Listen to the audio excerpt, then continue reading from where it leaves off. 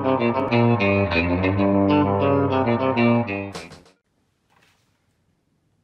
it's a bit of home territory. I'm in Ben Keith's office in London, and we're going to talk about Ben's career for a change and put it on the Star Sports website.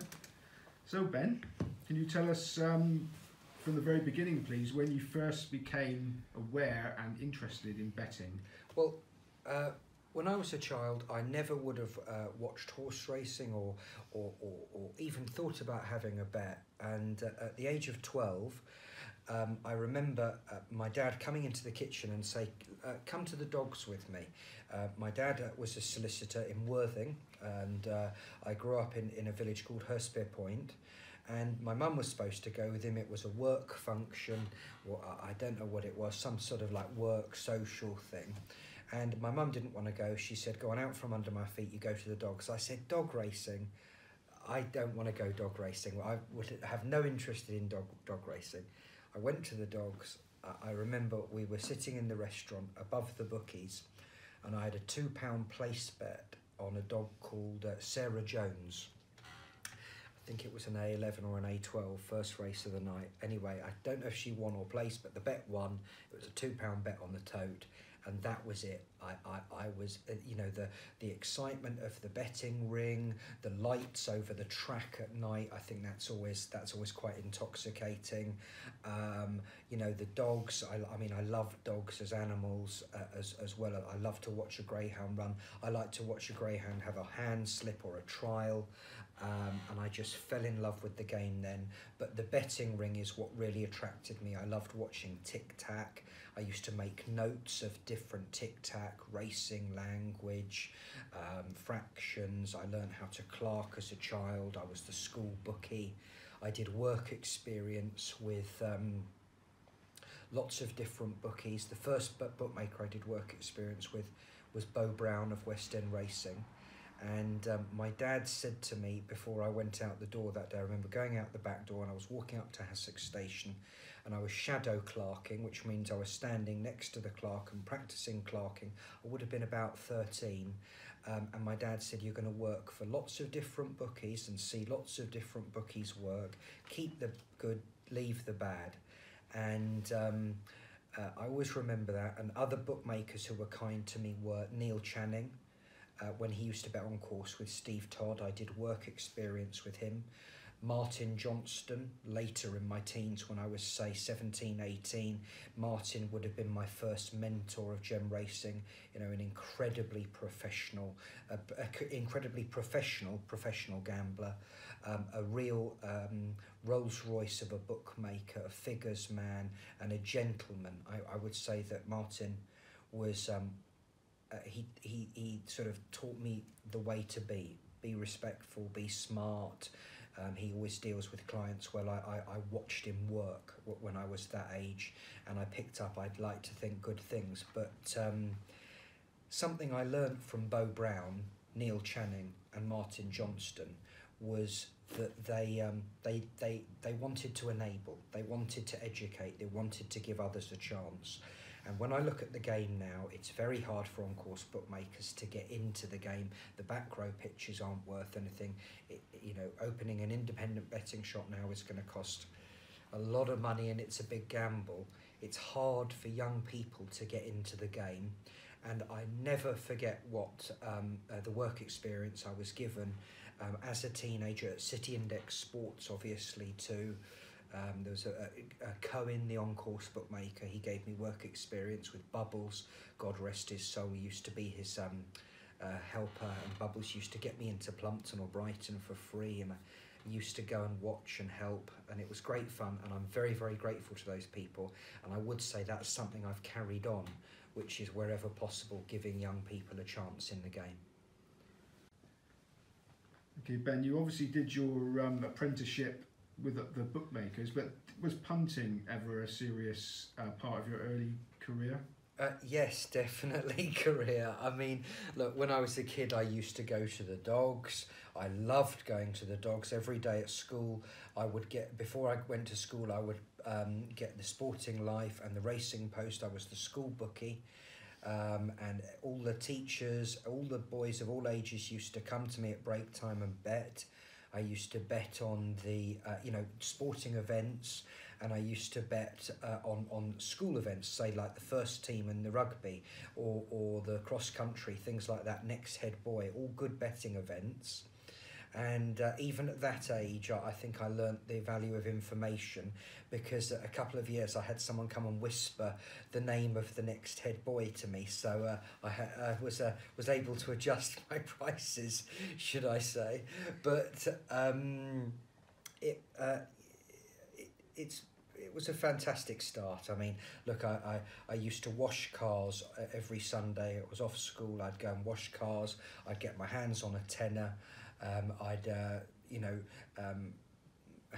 have enough money from taking the bets at school, being the school bookie, to buy my Sporting Life, buy my Racing Post. I used to read Pat Kelly's column in the Evening Argus. He's a very good judge, and that's a great column the Evening Argus do for Hove Dogs. And yeah, I used to study the form, and Lofty, Martin Chapman, who works for Star Sports to this day, he would have been my first punting teacher. He's a good judge of dog racing, a good judge of price also, that there's two different things. I used to see Lofty at Portsmouth when they had open racing there. I used to see Lofty at Hove Dogs when he used to work for Beau Brown. We'd go through the card together. I'd dig out a few. I mean, look, at a young age, I got involved in silly things. I remember once I went to the Dogs and Chris Eubank was fighting that night, and I had a maximum bet in the last race, and I didn't want to have no discipline and lose all the money beforehand, and I had a tenner at 1 to 10 in the back house betting shop there, thinking, right, I'll have 11 quid at the end of the night. We can't get beat, Eubank, and I'm going to put it all on my maximum bet anyway. You know the score. Eubank didn't win.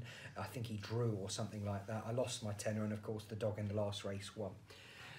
But I did work experience at City Index, and I started work with them a week after I finished my A-levels. My first boss there was a man called Paul Austin, who's a lovely man, really nice guy.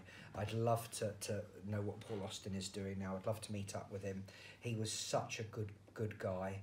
And then one day out of the blue, Kelvin Richardson, who was a client of City Index, and I'd met him at the Dogs, a real character, he said to me, look, there's this guy, he's a good judge on the football, he's working for Victor Chandler, he wants to set up a spread betting firm for Victor Chandler.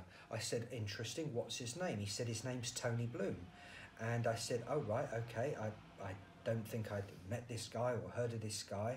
And the next, a week later, I was in Richard's, which was a very nice restaurant then in Hove, and I had a brief lunch. I was 19 years of age with Tony, and he said, well, do you want the job? I said, yeah, I'd love to come. Oh, another week later, I was on a plane on the way to Gibraltar, and I was there for 6 months, and for whatever reason, they couldn't get the spread betting going. There was a problem with the license or something like that, some silly licensing problem.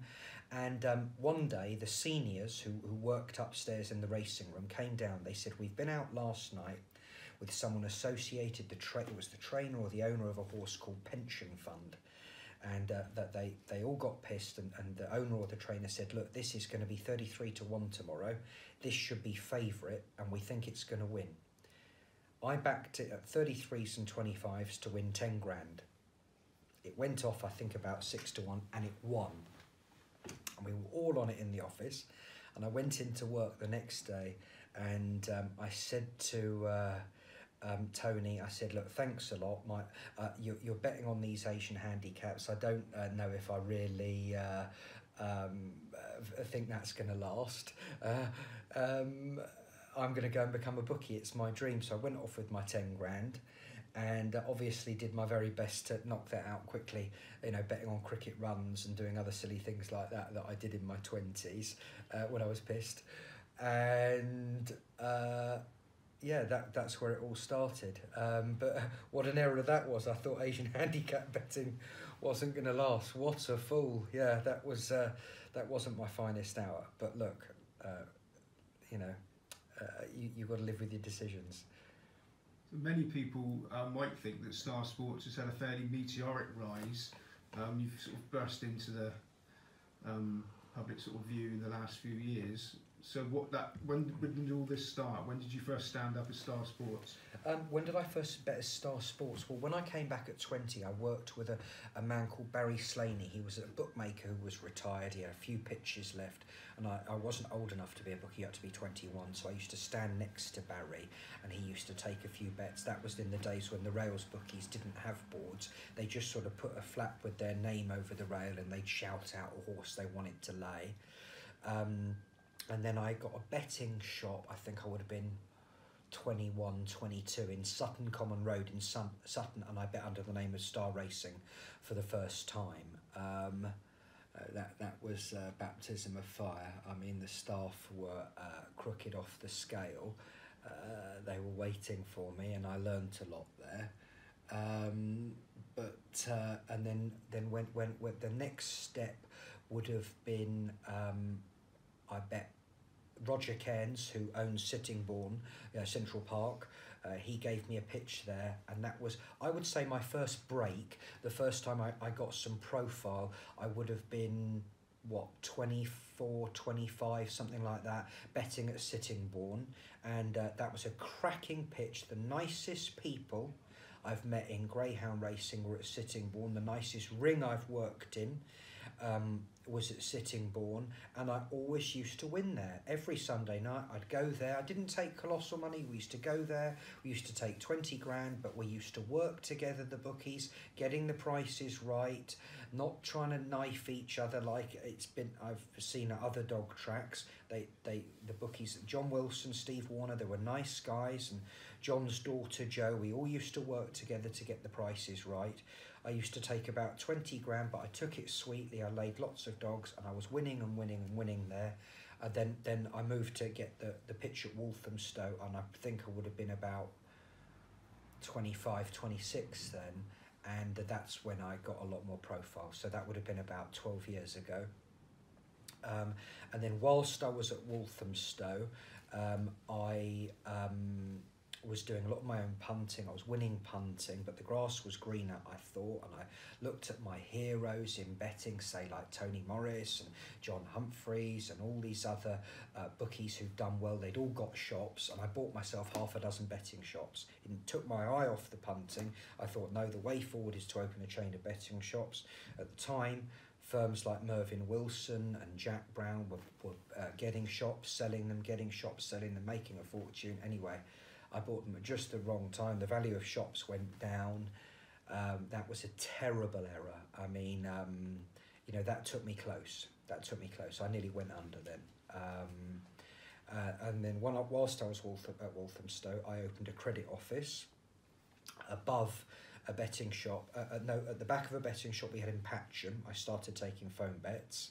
Then when I sold the shops, I sold a couple for a few quid, which was good, and I closed a couple. But we had a betting shop in Goring in Worthing. There was a credit office, a flat above there. We wired the SIS from the shop to the office upstairs. I don't know who did that for us. I don't think we ever paid a penny rent on the flat, because Betfred had the shop. They said, oh yeah, well, they bought the shop off me. They said, yeah, we'll sort that rent out. And we were there for years, and they never called us. They were a pleasure to deal with, Betfred.